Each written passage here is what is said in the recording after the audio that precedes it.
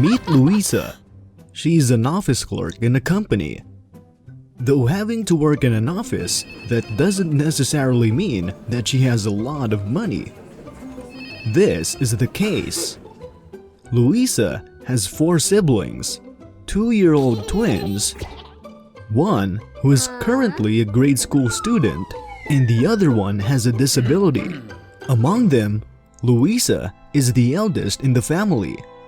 Without the support of her parents, she is the only one capable among them to support her brothers and sisters. She may have a decent job, but in her case, you can guess that she shoulders a lot of responsibility with her family.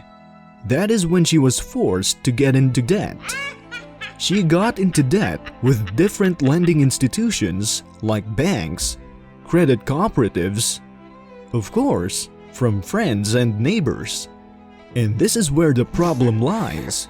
Luisa knows she got in debt with different persons and lending institutions.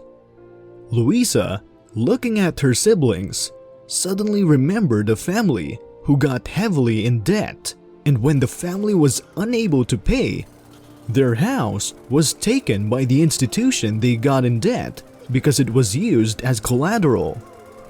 She didn't want the same thing to happen to them. One day, Luisa happened to read a story about how a person overcame his debt, read it, and gained inspiration to manage her debts properly. So, she did not lose hope. Nothing will happen if she didn't know how much she owes, so the first thing she did was to compute her total debt, and that includes the interest, of course. Here's her list. However, she was unsure of how much debt she had with the 3, so she went to their own institutions and asked the balances of her account. She got this.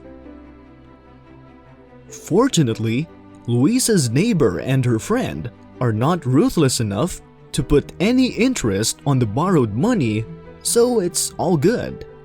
To play it safe, Luisa promised to pay her debt to these 3 on December 25, 20x1. Second, she made her own budget. Luisa's salary is 20,000 pesos.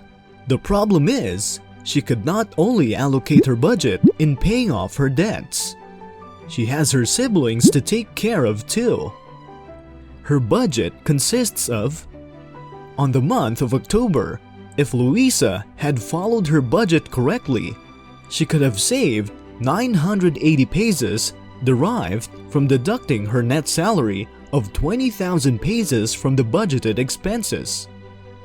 In November, if things go well, she can save an additional 1,125 pesos. But in December, you can see that her expenses exceed her salary.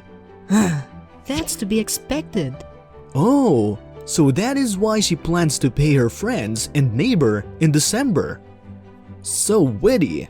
However, it doesn't end there. Now that she has the strategy, a debt list, and a budget, the most crucial step is to follow the budget.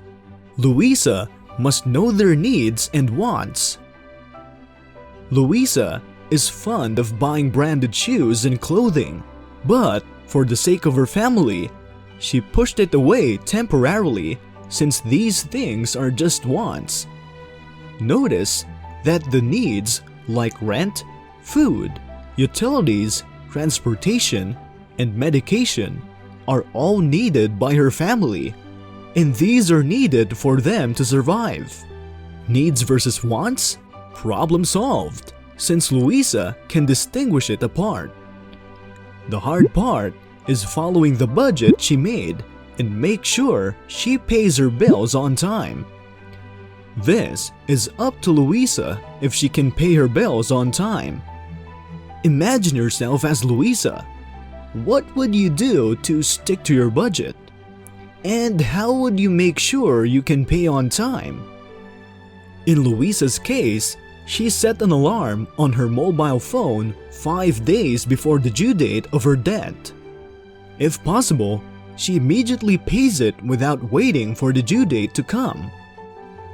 Because of Luisa's timely payment of her debts, her credit worthiness also increases, which means she can borrow more money in that institution with a lower interest rate. Always remember, when you get in debt, try not to worsen it, try to solve it. Basic debt management focuses mainly on how to deal with debt. Just like Luisa, she had gone through this process of debt management. Through this, she had been able to pay all her debts. And what's more, she also saved money.